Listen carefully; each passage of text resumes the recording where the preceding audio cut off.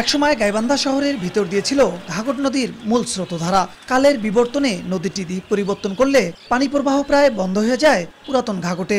মরা নদীকে লেকে রূপান্তর করে এর উন্নয়নে 2017 সালে প্রকল্প হাতে নেয় সরকার।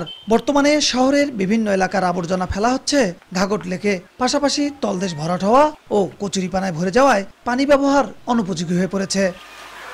প্রকল্পে 3 কিলোমিটার দীর্ঘ লেকের দুই পারে ওয়াকওয়ে, 2টি সেতু, বসার বেঞ্চ, 4টি ঘাট, পার্ক, 6 কিলোমিটার এলাকা জুড়ে বৃক্ষরোপণ এবং আলোকসজ্জার কথা ছিল। কয়েক দফা কাজ বন্ধ হওয়ায় মেয়াদ বাড়ানোর পরেও সম্পূর্ণ কাজ শেষ হয়নি। এতে ক্ষুব্ধ শহরবাসী। পাশেই যারা বাড়ি করে আছে তারা একটা ময়লার ভাগার এবং বাথরুম টাথরুমের সব কানেকশন এখন এই যে আমাদের এই লেকের মধ্যেই সংযোগ। গন্ধই থাকতে পারি না, এর পানির দুর্গন্ধ বার হয়ে যায়। পার্ক হওয়ার কথা ছিল, বসার সিট দেওয়ার কথা ছিল, ছাতা দেওয়ার কথা ছিল। খালি 2টা ব্রিজ করে নদীর পার বাঁধে দিছে, দিয়ে এই কাজ শেষ।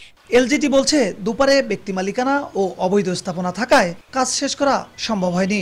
নতুন প্রকল্প গ্রহণ করে বাকি কাজ শেষ করার আশ্বাস সংশ্লিষ্ট কর্মকর্তার। জেলা প্রশাসক মহোদয় নতুন করে একটা প্রকল্প প্রস্তাবনা তৈরি করতেছেন। যদি এটা সম্ভব হয় তাহলে হয়তো পূর্ণাঙ্গ রূপে ঘাঘট হবে। এলজিটির তথ্যমতে প্রথম পর্যায়ে প্রকল্পের মেয়াদ ছিল 2019 সালের জুন পর্যন্ত।